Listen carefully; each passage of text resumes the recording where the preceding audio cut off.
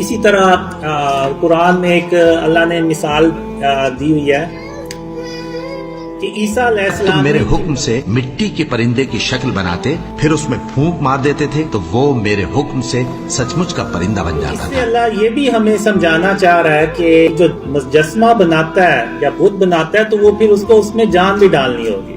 اب چونکہ عیسیٰ علیہ السلام اللہ کے نبی ہیں تو انہوں نے اس میں اللہ کے حکم سے جان بھی ڈال دی۔ تو ہمیں اللہ نے ان مثالوں سے یہ ہمیں بتانے کی کوشش کی ہے کہ جو بت ہے نا، ہم نے ان سے اپنے آپ کو بچانا ہے، کیونکہ ہم اس میں جان نہیں ڈال سکتے۔ تو جب جان ہی نہیں ڈال سکتے اور جب ہمیں یہ کوئی نفع نہیں پہنچا سکتے، کوئی نقصان نہیں پہنچا سکتے، تو پھر ہم ان کو کیوں رکھتے ہیں؟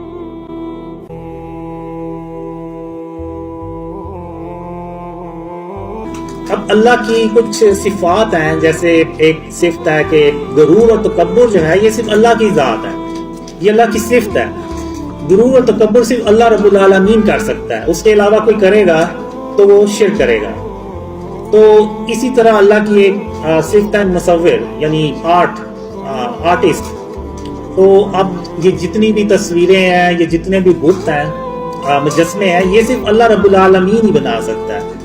اب جیسے قرآن میں اللہ نے آدم علیہ السلام کا ذکر کیا ہے کہ آدم علیہ السلام کا اللہ نے پہلے مجسمہ بنایا مٹی کا، پھر اس میں جان ڈالی تو وہ آدم علیہ السلام زندہ ہو گئے۔ تو اب آپ کا کیا خیال ہے، یہ جو ہم پرندے دیکھتے ہیں، یہ جو جانور دیکھتے ہیں، ہاتھی، گھوڑا اور دوسرے جانور، شیر، چیتے اور مچھلیاں، کیا یہ خود بخود پیدا ہو گئی ہوں گی؟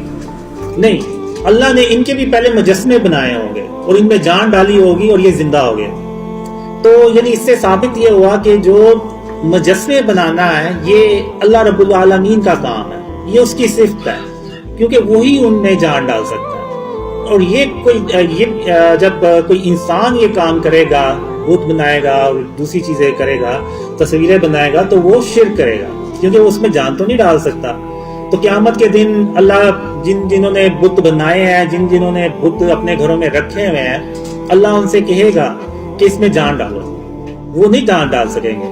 جب وہ جان نہیں ڈال سکیں گے تو اللہ جو ہے وہ ان کو جہنم میں پھینک دے گا۔